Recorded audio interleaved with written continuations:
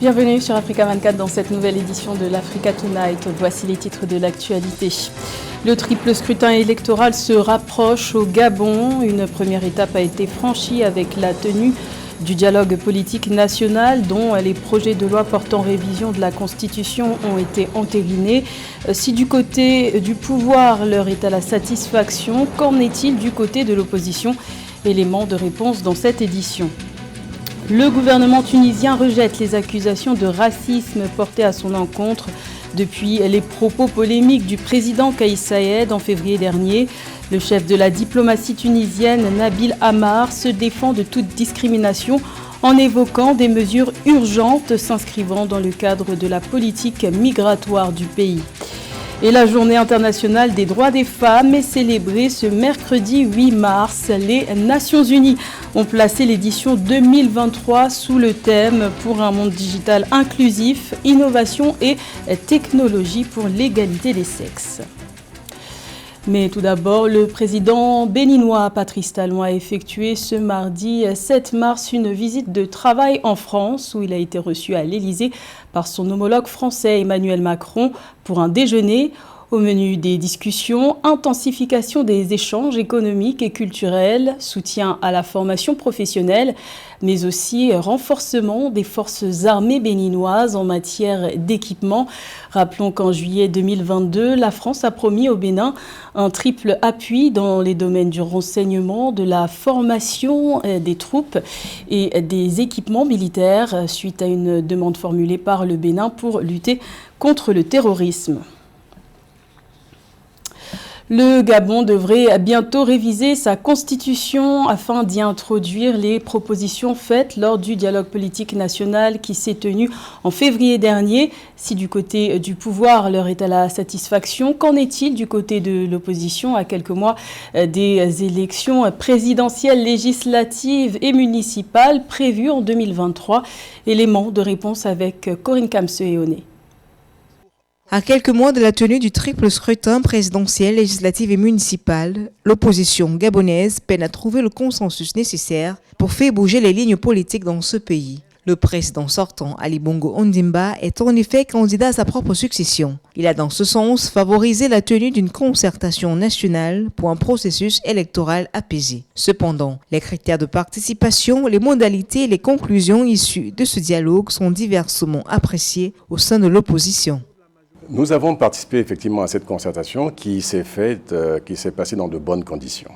Dans de bonnes conditions parce que nous avons pu, chacun de nous, faire des propositions de modification soit du code électoral, soit de la loi, soit de la Constitution. Et je trouve dommage que nous ne puissions pas suffisamment dire à quel point les mesures, du moins les propositions que nous avons fait passer, seront bénéfiques pour l'opposition. Je pense que le temps nous donnera raison. Sans y avoir pris part, si les résultats de la concertation avaient été des avancées, je l'aurais, comme à mon habitude, j'aurais clairement exprimé ma satisfaction. La question que je pose, qui est simple, c'est dans toutes les dispositions, dans toutes les résolutions issues de cette concertation, laquelle garantit effectivement le lendemain d'élections présidentielles apaisées. Alors que des membres de la plateforme Alternance 2023 qualifient de recul démocratique le retour à un scrutin à un tour, Paul-Marie Gondjout estime que les défis sont ailleurs, notamment sur la mobilisation massive des électeurs. À ce jour, environ 800 000 Gabonais sont inscrits sur les listes électorales. C'est la capacité de mobilisation et de participation des électeurs à l'élection qui fera la différence. Donc quand on nous emmène, on nous dit oui, vous avez trahi, vous avez changé les choses en passant à une élection à un tour, pour moi, je dis que c'est un faux débat. Au Gabon, nous avons à peu près 800 et quelques mille personnes inscrites sur les listes électorales. 350 000 personnes ont voté en 2016. Donc vous voyez qu'il y a un gap de 450 000 personnes qui n'ont pas voté. Donc s'il faut se mobiliser, s'il faut augmenter la participation à l'élection, tout de suite la différence sera faite. Donc il ne faut pas emmener un débat qui, pour moi, en fait, ne fait que nous diviser plutôt que nous rassembler.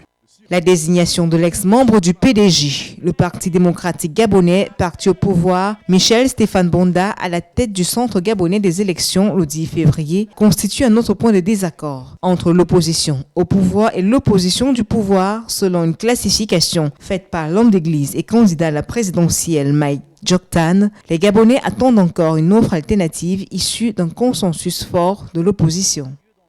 Également dans l'actualité, en République démocratique du Congo, la peine capitale a été requise à Kinshasa contre les 6 hommes jugés par le tribunal militaire depuis le 12 octobre dernier pour les meurtres de l'ambassadeur d'Italie, Luca Attanasio, de son garde du corps et d'un chauffeur dans l'Est congolais en février 2021. Les 6 hommes sont poursuivis pour meurtre, association de malfaiteurs, détention illégale d'armes et munitions de guerre. Ils sont détenus à la prison de Ndolo, sauf un qui est en fuite. Il convient de noter que la peine capitale est souvent requise et prononcée en République démocratique du Congo, mais qu'elle n'a pas été appliquée depuis 20 ans. Les autorités tunisiennes se défendent des accusations de discrimination portées à leur encontre depuis les propos polémiques tenus par le président Kais Saied le 21 février dernier sur l'immigration clandestine en Tunisie, et ce, malgré les faits divers d'agression de migrants qui sont rapportés par les médias. Pour le ministre tunisien des Affaires étrangères, Nabil Ammar, les mesures urgentes annoncées par l'exécutif entrent dans le cadre de la politique migratoire du pays. Reportage de Mahamat Ramadan. Les autorités tunisiennes rejettent les accusations de discrimination raciale à l'égard de leur pays par certains médias. Elles estiment que leur pays est victime d'une campagne orchestrée par certaines sources visant à terner l'image de la Tunisie au sein des instances régionales et internationales. Pour le ministre des Affaires étrangères, Nabil Ammar, les mesures prises par les autorités tunisiennes s'inscrivent uniquement dans le cadre de la lutte contre la migration irrégulière, comme c'est le cas dans tous les pays du monde.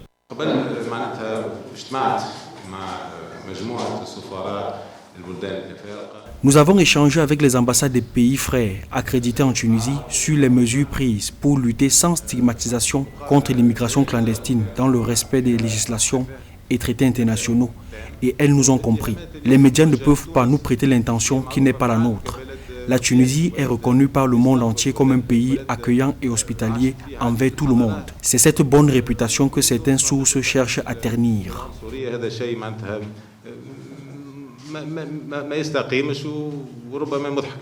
Le ministre Nabil Ammar a indiqué lors d'une conférence de presse le 6 mars que la Tunisie est l'un des pays fondateurs de l'Union africaine et ne peut être raciste vis-à-vis des Africains subsahariens. Il indique qu'une série de mesures visant à faciliter les procédures pour les étrangers résidant en Tunisie est mise en place. Il s'agit de prolonger le permis de séjour de 3 à 6 mois et l'exonération de paiement des pénalités de retard imposées aux expatriés ayant dépassé la durée de séjour autorisée.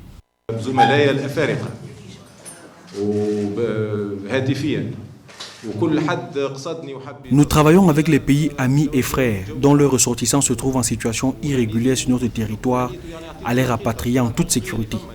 Notre pays est respectueux des droits de l'homme et des traités internationaux en la matière. C'est pourquoi les droits et la dignité des immigrés clandestins sont garantis pendant les interpellations. Il ne faut pas croire à ce que les réseaux sociaux et les médias hostiles racontent contre la Tunisie. Il n'y a aucune vérité dans ce qu'ils disent.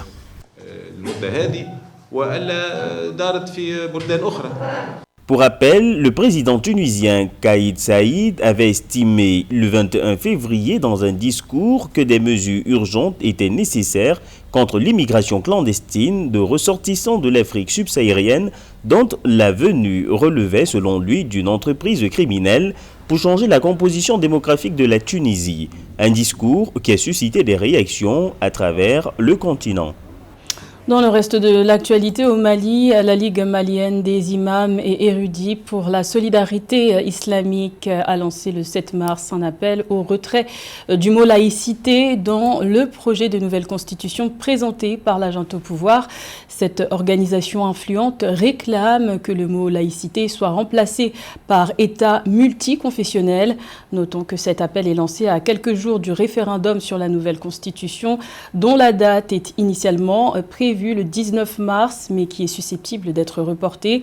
Référendum constitutionnel qui devrait être le premier jalon d'une série d'élections jusqu'en 2024, année du retour des civils au pouvoir selon le chronogramme de la junte. La Journée internationale des droits des femmes est célébrée ce mercredi 8 mars. Les Nations Unies ont placé l'édition 2023 sous le thème « Pour un monde digital inclusif, innovation et technologie pour l'égalité des sexes », l'occasion de faire le point sur la contribution des femmes à la résilience et au développement en Afrique. Les précisions de Mildred Diamou. Les femmes, moteurs de la résilience et du développement économique, contribuent pour plus de 37% au produit intérieur brut mondial. L'aspiration 6 de l'agenda 2063 de l'Union africaine leur accorde une place de choix dans la société. Selon les données officielles, les pays comme le Mozambique, Madagascar ou encore la Tanzanie comptent les taux de participation des femmes à la population active les plus élevés au monde, avec des taux respectifs de 86, 87 et 88%. I was the first woman president of an African nation. J'ai été la première femme présidente d'une nation africaine et je pense que davantage de pays devraient essayer cela. Il n'y a rien de plus prévisible qu'une femme forte qui veut changer les choses, qui a le courage de s'exprimer et qui est audacieuse dans l'action. Sur le plan politique, les femmes africaines jouent un rôle clé dans la résolution des conflits. Ces dernières années, la représentativité des femmes dans la sphère politique du continent a connu une importante progression grâce aux nombreux programmes en faveur des droits des femmes adoptés par les États. En effet, avec 64% de sièges occupés par des femmes, le Rwanda compte le plus grand nombre de femmes parlementaires au monde. Le Sénégal, les Seychelles et l'Afrique du Sud en comptent plus de 40% chacun, tandis que le Mozambique, l'Angola, la Tanzanie et l'Ouganda comptent 35% des sièges parlementaires occupés par des femmes. La participation féminine à l'économie locale est importante. Les femmes rurales constituent une large part de la main-d'œuvre agricole, formelle et informelle. Selon la Banque africaine de développement, les femmes représentent environ 70% de la main-d'œuvre agricole. Mesdames, vous êtes spéciales, vous êtes innovantes, vous êtes uniques. Nous pouvons toutes nous unir pour résoudre les problèmes de la société. Nous sommes puissantes, influentes et nous devons poursuivre ce partenariat et cette solidarité pour l'avenir de nos enfants, de nos jeunes filles et du continent dans son ensemble. La contribution des femmes à la création de la richesse nationale compte pour plus de 36% dans la plupart des pays africains.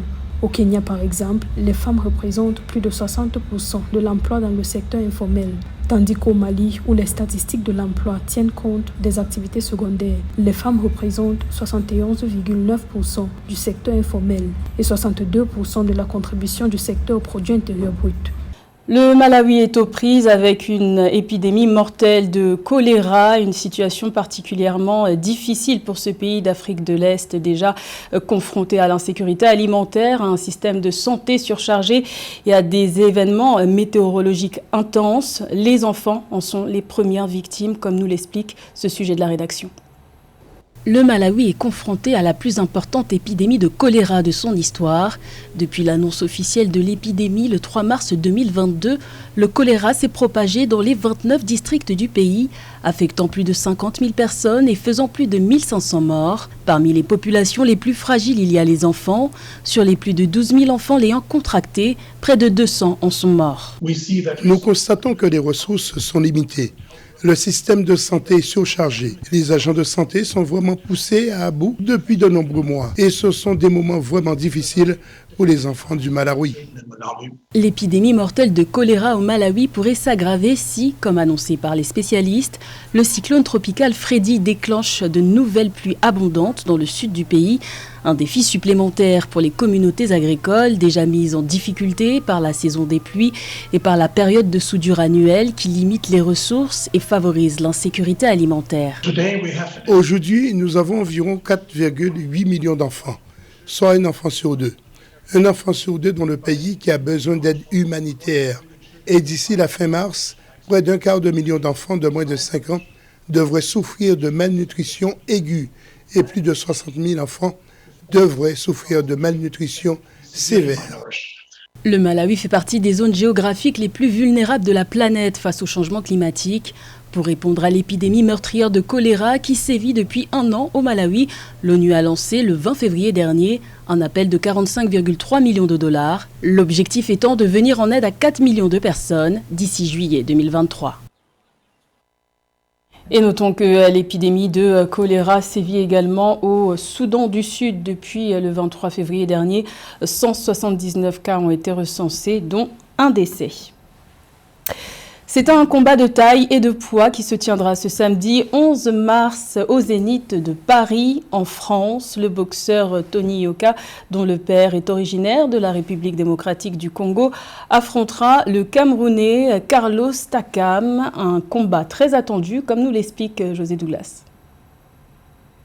Ils sont déjà à Paris depuis quelques jours et ont occupé le ring de Villa M pour 20 minutes de séance d'entraînement devant un public venu nombreux pour voir les premières démonstrations des deux boxeurs. Déterminé, Yoka n'a pas encore digéré sa défaite face au Congolais Martin Bokolé.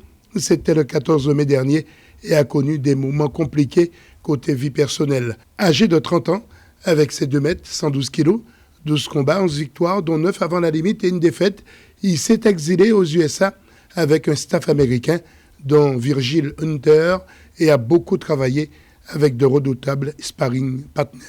Forcément, j'ai à cœur de revenir avec une belle victoire. Pas juste une victoire, mais une victoire avec la manière. À cœur de repartir sur une victoire. Donc on va dire que la dernière étape de ce deuil, ça va être samedi. Carlos Takam s'est exilé aussi aux États-Unis. 47 combats, dont 39 victoires, 7 défaites et un nul. Âgé de 42 ans, 1,87 m, il aime boxer à distance, mais peut surprendre. C'est Joseph Germain, très connu dans le milieu, qui l'entraîne à Paris. Takam connaît une hygiène de vie irréprochable. Il a déjà rencontré le redoutable Anthony Joshua. Suite à leur première conférence de presse, il faut s'attendre à ce que les deux boxeurs ne se fassent aucun cadeau. J'espère que demain, il sera un futur champion du monde poids lourd. Mais pour ça, il va falloir qu'il passe par l'étape Takam, quoi, tu vois. Et je ne vais pas le faire du cadeau. Et bien vraiment, je sais que souvent il dit que oui, Carlos c'est mon grand frère, je respecte ça, il est mon petit frère. Mais dans le ring, je ne vais pas le prendre comme petit frère, je vais le prendre comme un adversaire. Ça c'est pour un respect pour lui, quoi. Je vais le prendre comme un vrai adversaire. Donc je ne vais pas le caresser ou je ne vais pas le parler, non, ça va boxer. La pesée est prévue ce vendredi à Paris. La salle du Zénith va connaître encore une soirée inoubliable du Noblard, après celle de 2016 pour un certain Saïd Freddy Skouma contre Mike Callum, avec beaucoup d'intensité. Un combat d'anthologie. C'est aussi le rêve de Carlos Takam, qui porte aussi un prénom prédestiné à la boxe. C'était le journal de la rédaction. Merci de l'avoir suivi. L'information continue sur Africa 24.